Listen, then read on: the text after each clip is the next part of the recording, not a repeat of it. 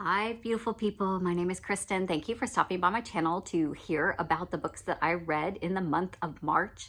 I actually read 21 books in the month of March, which is crazy considering it was March of the Mammoths with a mammoth, but it was also middle grade, and I read multiple middle grades, 8 of which I reviewed in a separate video. I will leave that linked below, so I will not be talking about those. I also did listen to 2 audiobooks, which is a little unusual for me, but I did some traveling and spent time in the car, which is predominantly where I focus, long driving on an audiobook. So first I listened to Wilke Collins' 2 Destinies.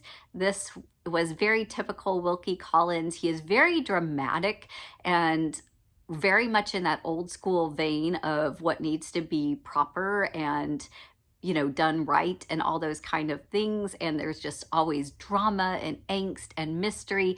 And he's very often brings in the supernatural, which this one was all about. So if you're okay with a classic book that has a ghost, mysterious kind of apparition vibe, this one would be really good for you. I really actually enjoyed it.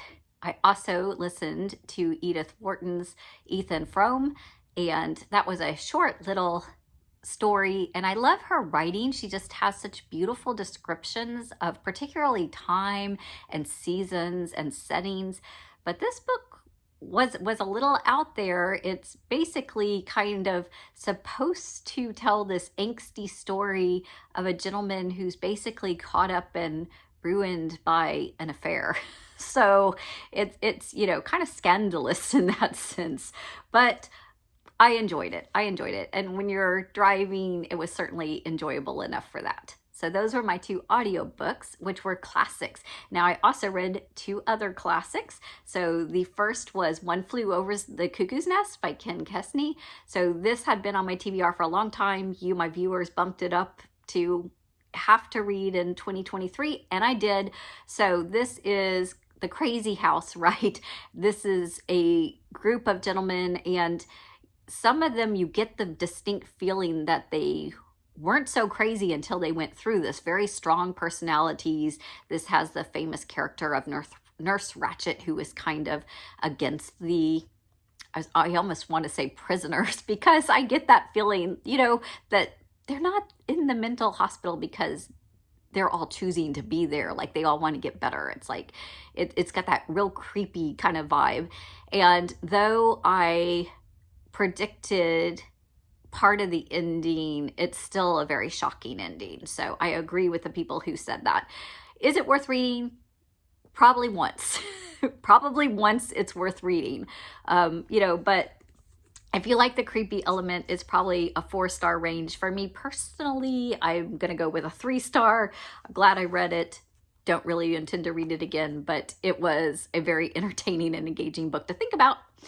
And then I buddy read The Pearl by John Steinbeck with my friend Jolene at Bookworm Adventure Girl. It's a fairly short book, but I have decided that John Steinbeck is beautiful tragedy. That's my description. I think the 3 I've read, The Grapes of Wrath and The Pearl and Mice and Men. So I've read those 3, and beautiful tragedy.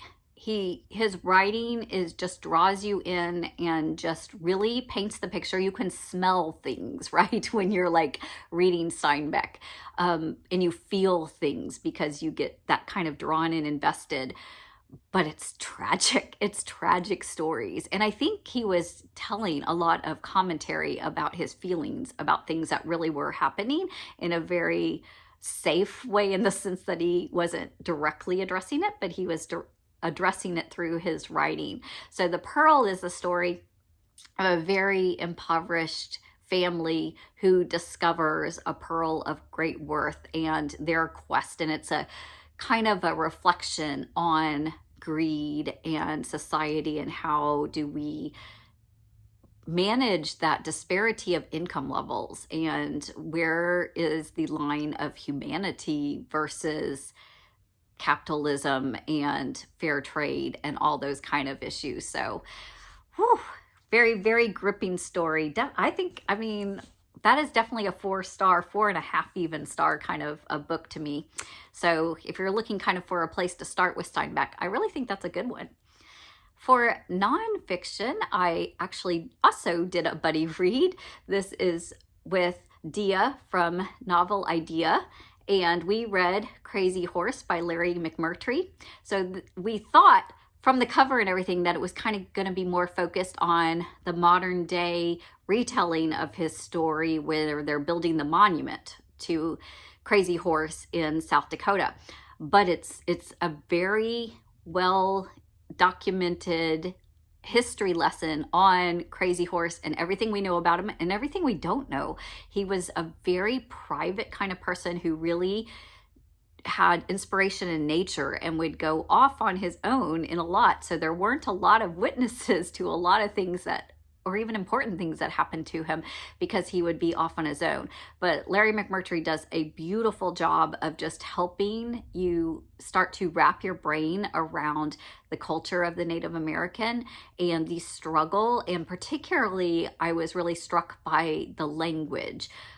The fact that there were different tribal languages and so much truth or communication was lost in not understanding one another's languages to begin with. And then to have our cultural differences, like how we just perceive the concept of land. Native Americans have no concept of owning land. And so it's really hard to navigate boundaries or land ownership with someone who has no culture of that. So things were misunderstood. You could clearly feel the heartbreak of things falling apart and the atrocities that began to happen on both sides. So really, really well, I mean, shorter little book that gives you a really great perspective in some of that part of our history. Then for another nonfiction, I also buddy read with my friend Michelle at Books Cause Insomnia, Tuesdays with Morrie. So this is Mitch Albom. So his professor, and then he reconnects with him when he finds out that he is dying from ALS and doesn't have much longer to live. And so he visits him on Tuesdays and starts talking about life, starts talking about love and marriage, about finances and materialism, about friendships, about forgiveness, about what's important in life. And a lot of it is maybe on some levels common sense, like, well, of course, this is the most important thing. But do we always choose to recognize that and live that out, or do we get caught up in the busyness? So it's just beautiful to reconnect and to rethink about and take a deep breath. And in light of even the atrocities that keep happening around us, it's just so important just to not take each day for the beauty and the gift that it is, as we never know what's going to happen the next day. So beautiful remembrance. And then my last buddy read is to read my Mammoth, 11/22/63. This was with the lovely Gloria at Gloria Z. Thompson. So we read our Mammoth, Stephen King. Neither of us had read Stephen King before. And this is a story about a science fiction anomaly portal that takes you back from 2011 all the way back to 1958. And then the person who finds this says, well, JFK was assassinated not too long into the future. What happens if we go back and stop that and kind of make the world a better place by changing history in a really important way? And so the kind of butterfly effects, the kind of mind twisting as things are tried to be changed, what does change, how does that play out? I geek out and totally love that.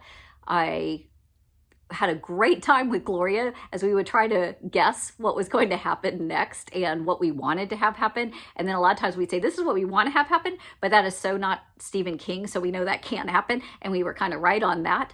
But for who we know Stephen King to be and this particular storyline, I thought it was perfect. I just loved it. It was page turning. So, I mean, it is For me, still a little heavy on the gory violent side. Like, I'm fine just with implied violence instead of actually going through the details of it. But in this case, it is part of the story, so I get it. And I totally 5-star it. Totally loved it. Will I read more Stephen King? Most of it I will not. Most of it I already know is not going to be okay for me. But if you know other Stephen King that is not over the top gory or violent, but has more of the mind creepiness messing with you, I know there's a lot of Stephen King fans out there. So leave me a comment with those titles that I should check out, and I will definitely look into them, because I loved his writing. His writing is so detailed and just so vibrant. Love it. Finally, my last handful of middle grade that were a lot of revisits from childhood that I think is a great thing for us to do. I really feel like that's de-stressing and satisfying. And one of those was Dr. Dolittle. This is the complete treasury of all Dr. Dolittle stories, which I think there's like 10 or something. There's a lot. And this is the talking animals, but they only talk to Dr. Dolittle. So he is the doctor of kind of magical animals and can figure out what they're actually saying and then help them out. And it's beautiful. It's cute. It's funny. It has some good moral lessons. I am a huge fan. It was a great revisit. I recommend it for adults to pick it back up and dive into it. For the first time, I had never read Bridge to Taribithia. I had seen this little movie adaptation and enjoyed it. It's a sweet story of a tomboy and a boy who's struggling with some of his own issues. They become friends. They create their own kind of imaginary world in the woods together. And then life happens and they go through it together. And it is a story of friendship and love and loss and all those kind of good things. Sweet, short, powerful. Really enjoy it. I had found at a used bookstore this little middle grade history book. It's called The Long Way West, and it's by Hershel Nixon. And this is a well-researched book on traveling the Oregon Trail way back in pioneer days, told through the perspective of a 17-year-old, which was considered an adult back in that time. And he was going out to kind of get land or gold or make a name for himself, start his own family. I cannot imagine at 17 getting on a horse, going into hostile Indian country and doing this. But this is what he does. And he encounters right in the beginning of his trip a wise old man who has been out on the pioneering quest for 25 years, spends a week with him, gathers up his wisdom, and then this man is at the end of his life and kind of passing it all on. And now he is left with that legacy and left what to do. And it is just a really powerful story of honoring the past, honoring family, definitely the struggles of survival and pioneering in those days. So really, really sweet book. I really enjoyed it. I don't, I think that would be a good one to give to some young readers. I also read, I'll go ahead and do both of them. These are the books of Elsewhere. So it's books 1 and 2. I believe there's 5, if I'm not mistaken, in this series. And I definitely will be finishing this series sometime. It is, you can kind of see the picture of the girl climbing through the painting. So it's a mysterious house that she moves into and then discovers that through some magic, you can go into the paintings, and what is the house trying to say, and what adventures are going on, and how do you set this correct, and it's just feels very Nancy Drew mystery, but with a magical kind of Harry Potter otherness realm feel. And it's fun. It's fun. There's some parts that felt a little annoying or cliche, but it's meant for middle grade children. So it's appropriate. It's appropriate. Let's be honest. Sometimes they're kind of, in that same kind of thought pattern that you're like, really? So I think particularly they would love this. I think this would also be a great series that I would highly recommend to that age group. And I will get and read the rest of them. Speaking of reading the rest of them, I have closed out the trilogy of by Maloy. This one is the Apprentices. It started out with the Apothecary and Ever After. Actually, I think Ever After was the last one, and I read the last one first. And this is the middle one, which this one was my favorite. This one, you're still battling kind of environmental issues, trying to have children kind of stop things that are happening, and they have the magical ability to turn into birds. And so this actually was very plot heavy, lots of action, lots of chase, lots of kind of espionage, and it was just fun. You do obviously have to suspend your disbelief about turning into birds, and these are children who supposedly are brilliant. But hey, it could happen. It could happen. I'm down with that. We'll go with that. You're looking for a fun middle grade series, that one's good. I like it. I give it a huge thumbs up on that one. So there you have it. Those are the books that I read / listened to in the month of March. If you've read any of these and want to leave a comment on them, or if you're thinking about reading any of these, I would love to hear about it below. Thank you so much for stopping by. I hope you have a beautiful day and have happy reading.